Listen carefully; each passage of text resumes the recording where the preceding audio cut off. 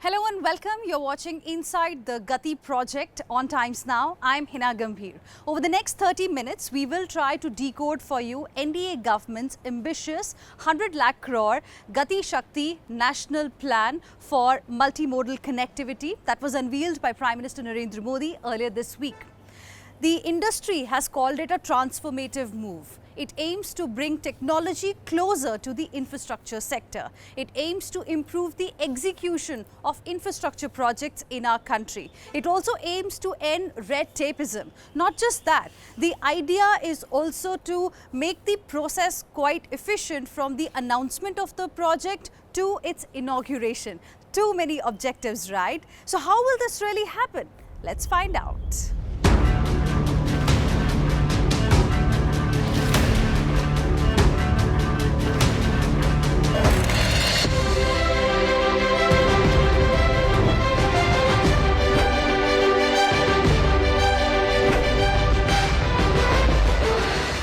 India is among the world's fastest growing economies and is in the midst of a massive infrastructure push. Over the years, across governments, there have been several announcements made, many projects launched, many promises made, but how many have actually achieved fruition? The gap between launch and implementation, between laying the foundation stone and actual execution, has been a yawning one. Yes, there have been serious improvements made and that gap may have reduced, but it still remains and there is now a stronger determination to close it. The data that was put out by the Ministry of Statistics and Program Implementation in the month of July paints a revealing picture. The ministry monitors infrastructure projects worth rupees 150 crore and above, and of the 1,781 such projects, 483 had reported cost overruns and as many as 504 were delayed. The report said, and I quote, "The total original cost of implementation of the 1,781 projects was rupees 22,82,160.40 crore, and their anticipated completion cost is likely to be rupees 27,25,408 crore, which reflects overall cost overruns of rupees 4,43,247.6 crore, which is 19.42% of the original cost." Stop quote. And here's more. Of the 504 delayed projects, 92 experienced an overall delay of 1 to 12 months, 118 were delayed for 13 to 24 months, 178 were delayed for 25 to 60 months, and as many as 116 for a period of 61 months or more. The average time overrun for these 504 projects was 46.85 months, which is almost 4 years.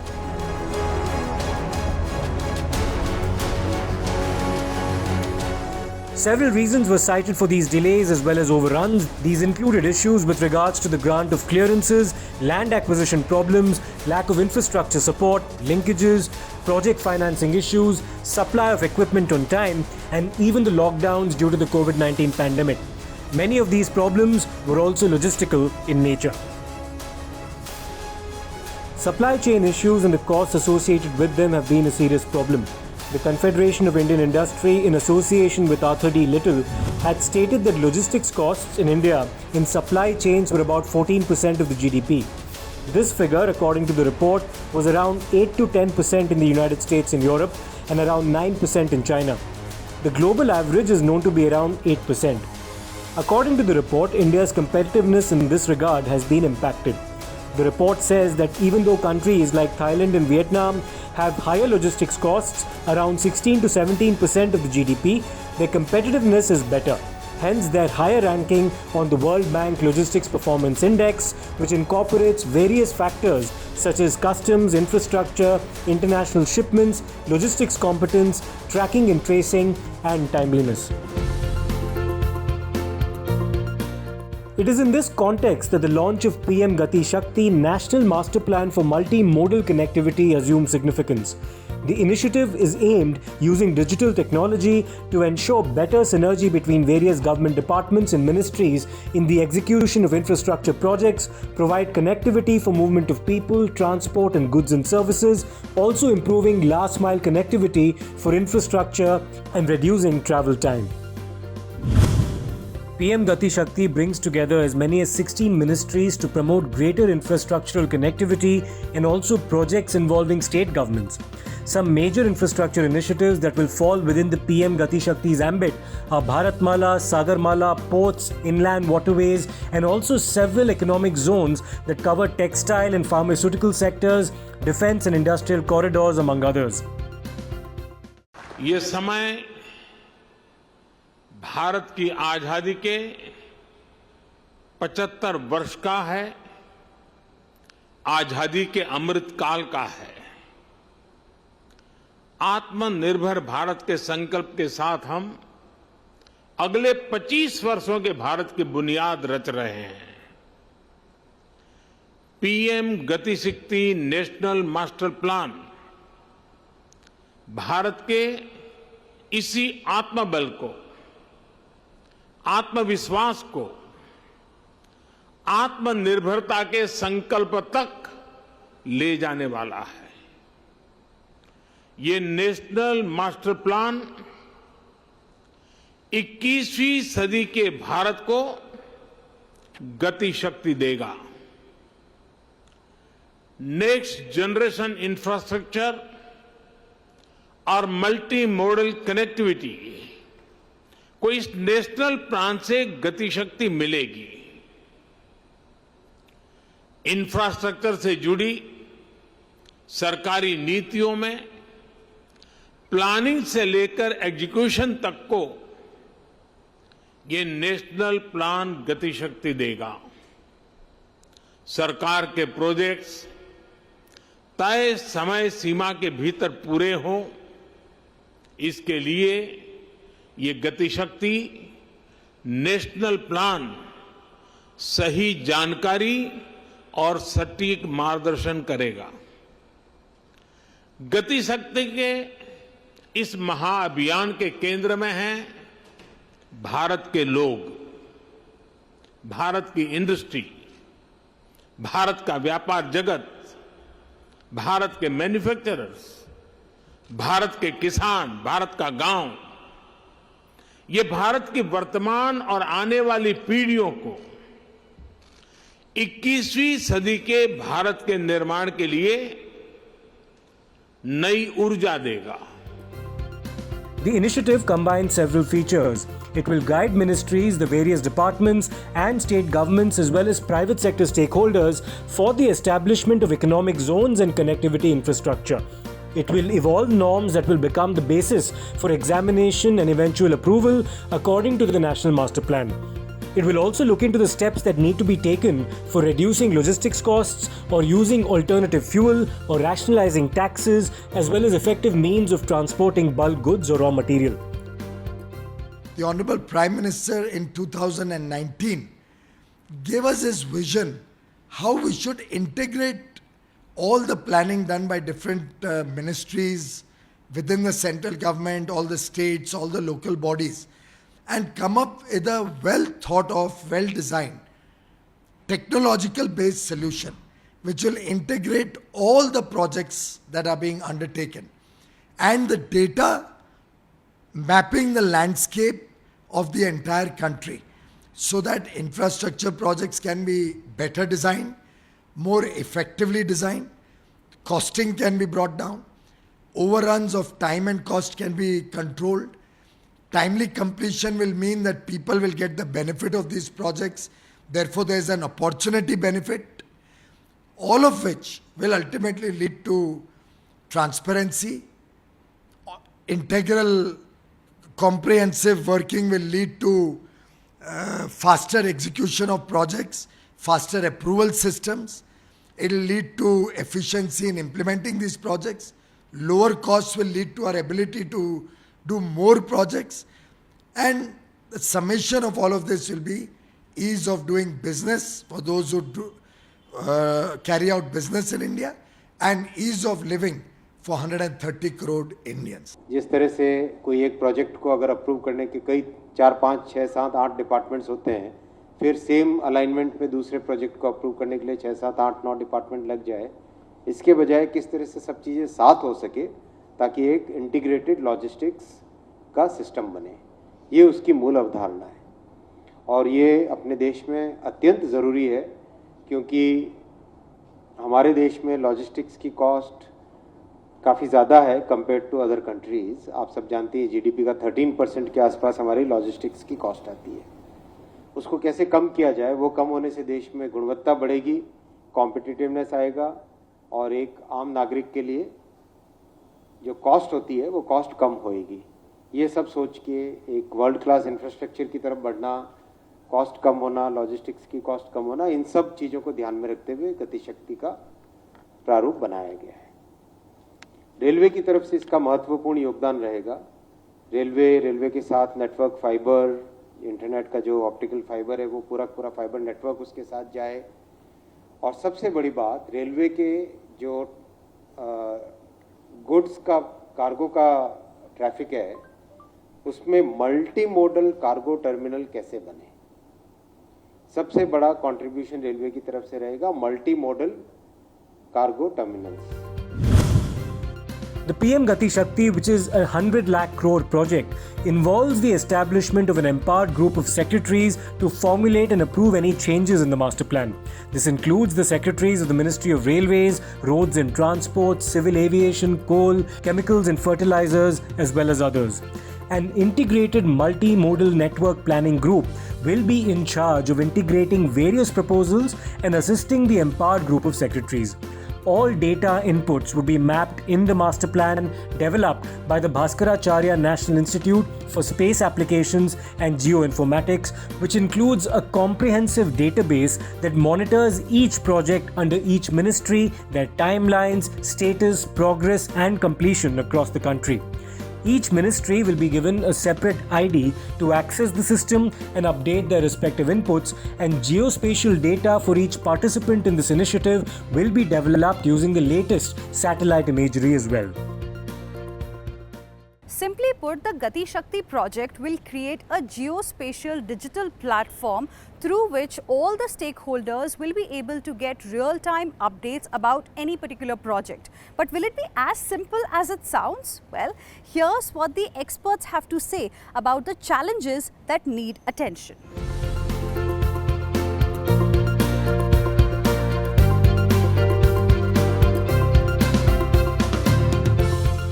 There is no doubt that this is a huge challenge. Undertaking such large-scale projects is a daunting task for anybody. But at the same time, I would say that if any prime minister can execute that, I think Prime Minister Modi is that prime minister. One of the big things that we did was the quadrilateral highway project and the east-west, north-south highway project. At the time, that looked like a daunting task, but we managed to do it. And I think with Prime Minister Modi guiding at the top, I think this can be done as well. There is no doubt this will require a lot of coordination by the Prime Minister directly. So he would need to actually be very hands-on on this, ensuring that the bureaucratic bottlenecks are quickly resolved. Because within our system, there is a tendency, and no doubt that this does carry the risk of putting another layer of regulation, right? If the project means that any of the smaller parts of the project have to be cleared by the central authority, which is looking after this particular project, then that adds a layer of regulation. So we need to be cognizant of that fact. And not let the bureaucratic hurdles come in the way.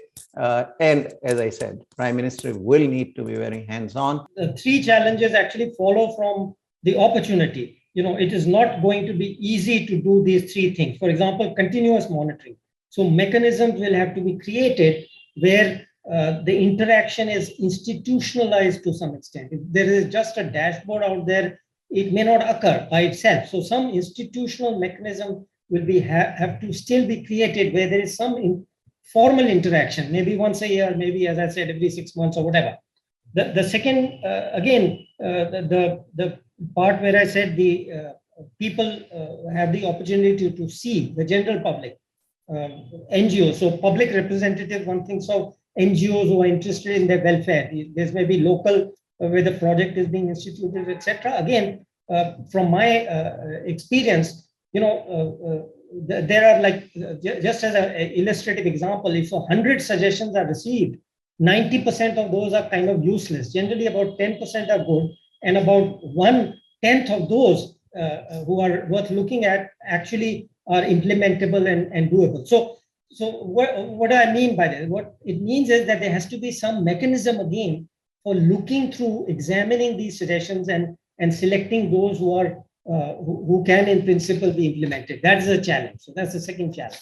The third one, again, connected to what good possibilities it makes possible, is this connection, as I said, from project completion to monitoring it as it starts to provide services. So again, that is going to be a challenge. And among those, in a way, the bigger challenge is that departments which are not connected with these specific infrastructure would have to be connected with it when you go to the infrastructure service provision. The Prime Minister has made a very, very ambitious plan for 100 lakh crores of Gati Shakti National Master Plan.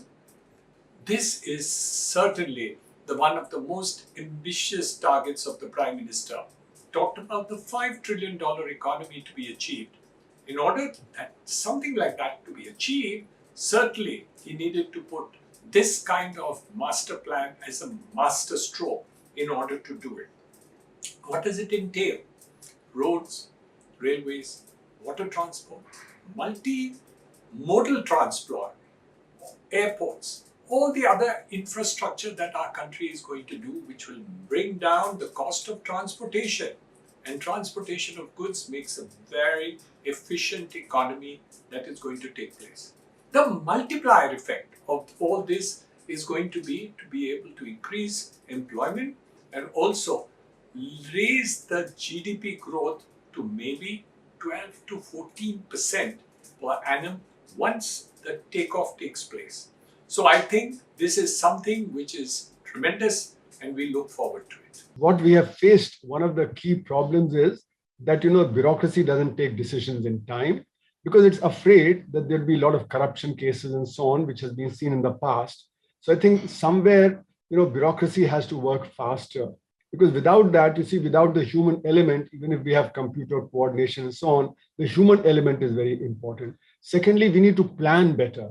We haven't been planning properly. And that's why, without proper planning, everything goes out of gear. For instance, we need to know at what stage, how much expenditure is required to complete a project. If we don't do that, then the project delays will continue. And if project delays continue, then cost overruns will be there and the infrastructure will get more expensive. So I think this financial allocation is very important. And also private sector, which will be investing, that needs to be assured that they will be able to get the profit that they expect out of these projects. But if they are very high cost projects, then it's very likely that the private sector will not be able to generate the profits as we have seen in the past. So our road projects, our power projects, they all went into NPAs because the kind of profit that was expected could not be generated. So how would the private sector get the profit that they expect if they are to invest that much? Or alternatively, the government would have to find the resources to do that investment. And one talks of challenges also because specific targets have been set for each ministry until 2024-25. These include, for instance, expanding the length of the national highway network to 2 lakh route kilometers or increasing the cargo to be handled by the Indian Railways network to 1,600 tons from 1,210 tons. The same applies to ports, with the expected cargo capacity handled to go up to 1,759 million metric tons per annum from 1,282 million metric tons per annum in 2020, or increasing the number of operational airports, heliports or water aerodromes to 220.